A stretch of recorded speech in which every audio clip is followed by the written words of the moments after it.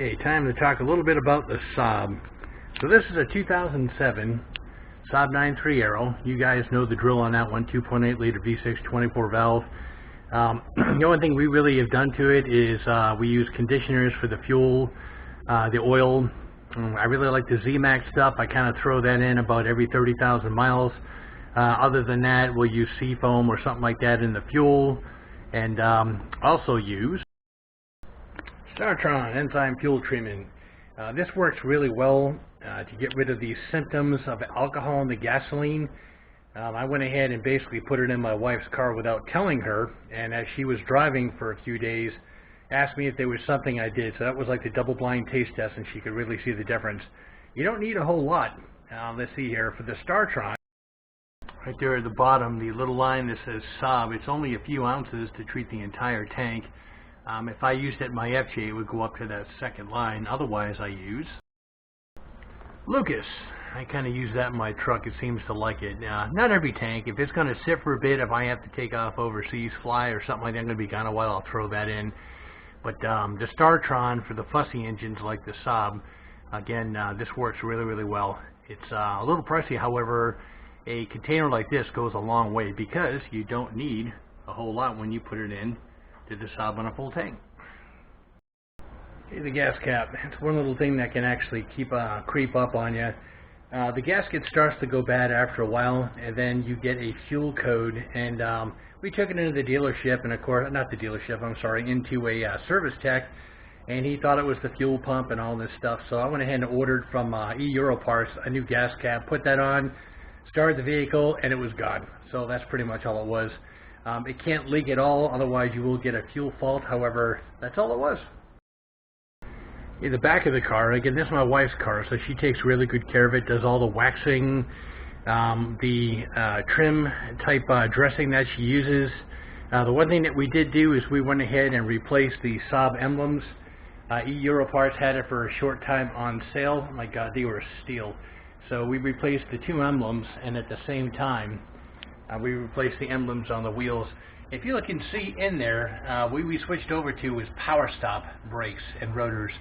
So they're drilled and slotted. They have matching pads that are very low brake dust, and they don't rust. So you don't get that hideous rusty brake rotor anymore, and they end up looking nice. And we do buy those little caps and stuff that go in there. We have quite a few of them. I think I bought like 40 of them just so we never have to worry about running out of them. So that was another thing we did. This is the original paint. We've just taken care of. It's never been repainted. The good way, I don't know if I mentioned in other videos, to keep all of the plastic looking brand new like this is about every 6 months. And that's the coating I'm talking about. Good old new finish. It came out back in the 70s. It's just a once-a-year car polish, and it adds a nice coating to the plastics to protect it from the sun so it never breaks down, they never fade, they never get old, they stay looking brand new. I advise this stuff, or whatever you want to use. I kind of like this stuff. It's only a personal thing. On all the plastics, including, most importantly, the headlights, driving lights, stuff like that. Every now and then you will get a little bit of this stuff in where the little letters are, DOT specs and all that. Just use a really soft toothbrush to get those out, and that way it looks nice and new and professional. I'd say the neat thing about Saab is no matter what year it is, these things still do not look dated. They look really nice. In fact, I prefer them over the new jelly beans that they sell out there with the stupid Japanese anime jowls on the front end. Or, God forbid, even the Europeans are going to those stupid taillights with these black lines that come down off the edges. Look like running mascara. I've never seen anything so stupid in my life.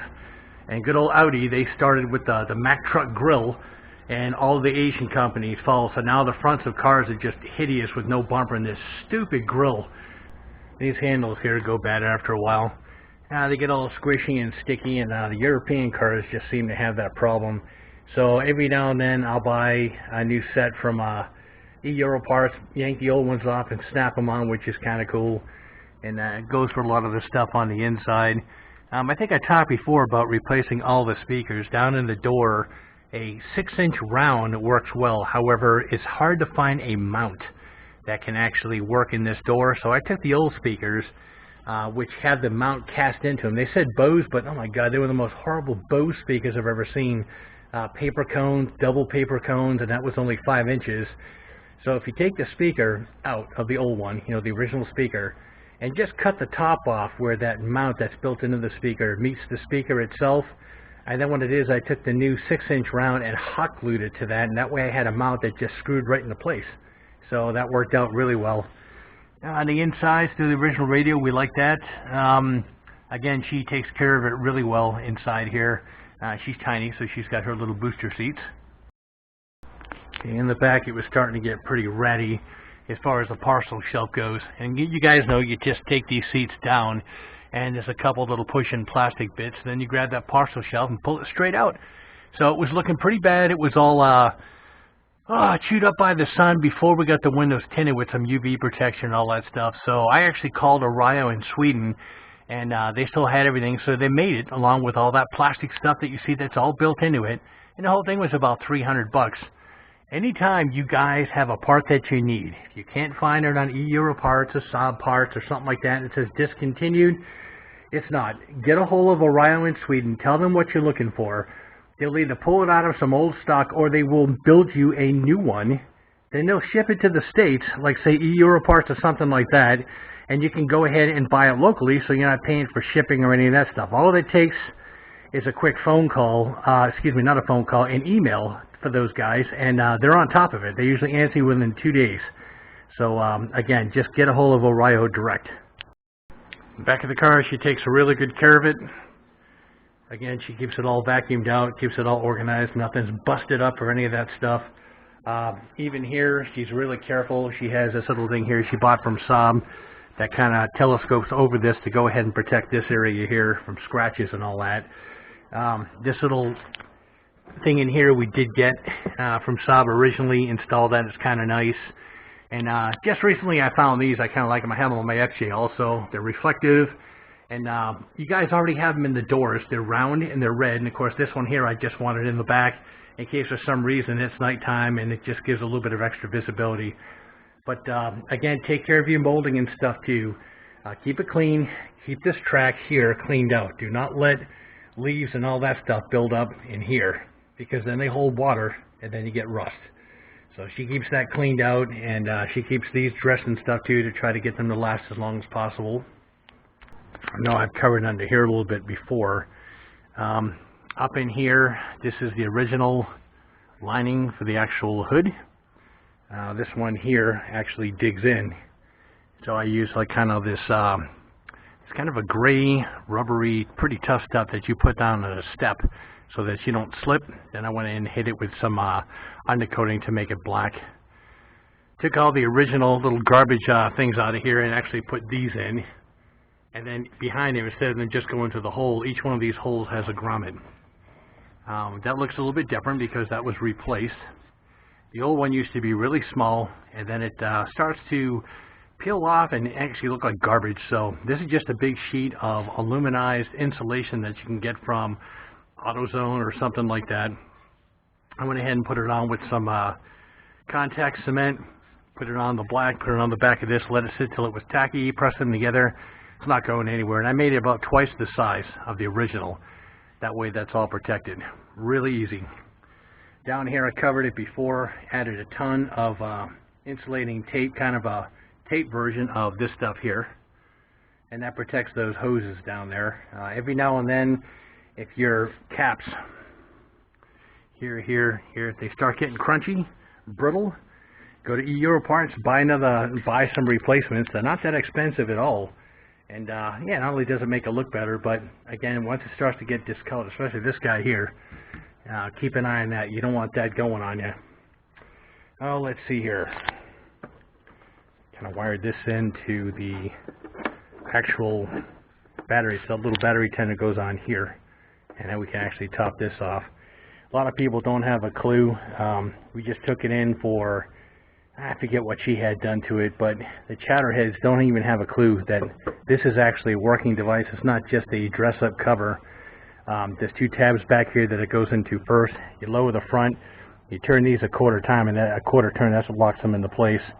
There's a ram air cold system here. It goes around the battery, exits out the back to keep it cooler. Two reasons. One of them is it's right next to this heat shield, so it still gets pretty darn hot. I have replaced this one since 2007 because the old one was very susceptible to this heat, and it actually started to turn to powder and disintegrate. So that was all changed out. Saab makes airplanes, and just like the jets I fly now, as you're moving, there's a ram air that goes in again to keep the batteries cool. So this is a holdover from their aeronautical side, and also a smart thing to have to keep all of this cool inside here because of the heat shield. Oh, let's see here, what else?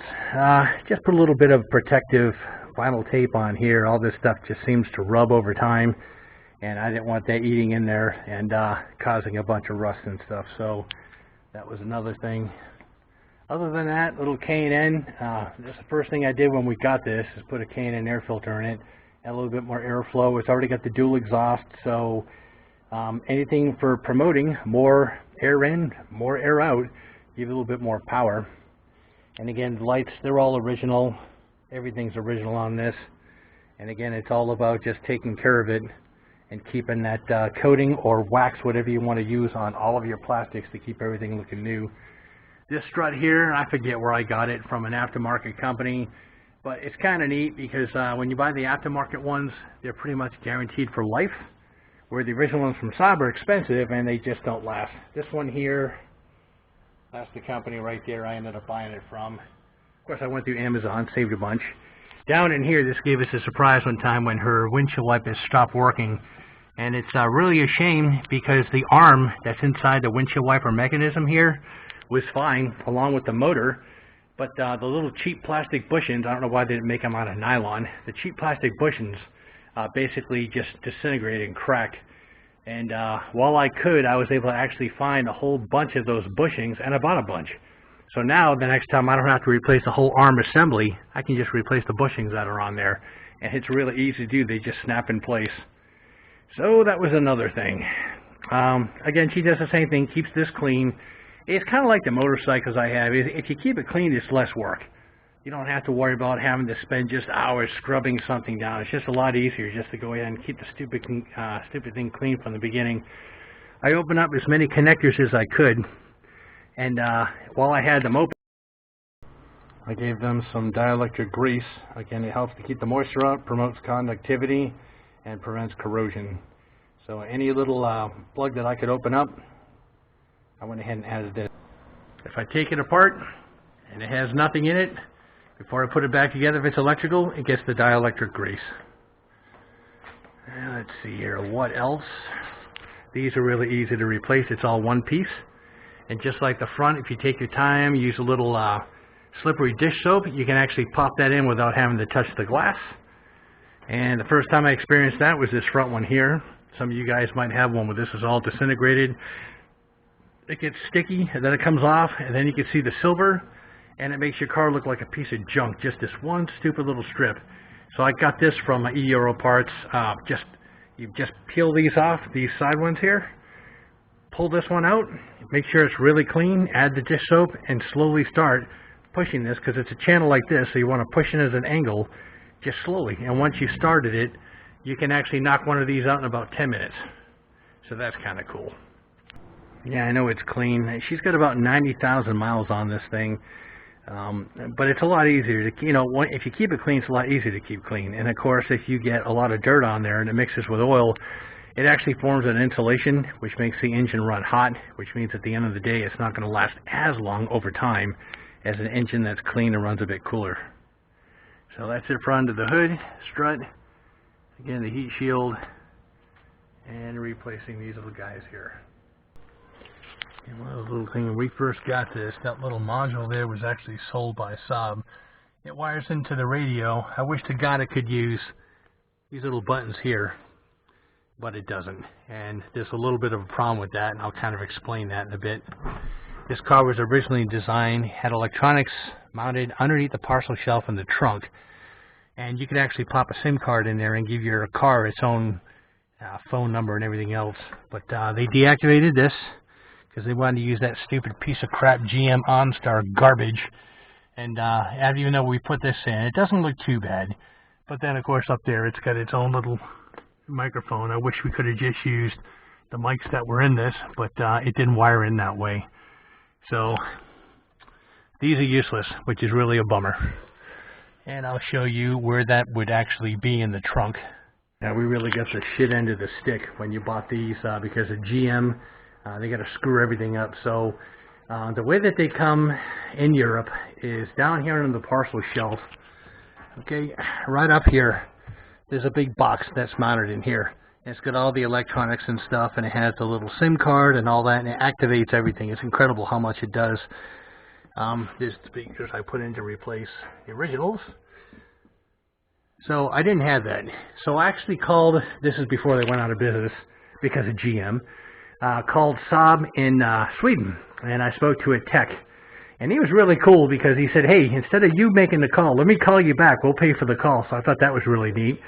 So he had me walk out here, and he was talking about where that unit would be located, up underneath there, and not too far from that light.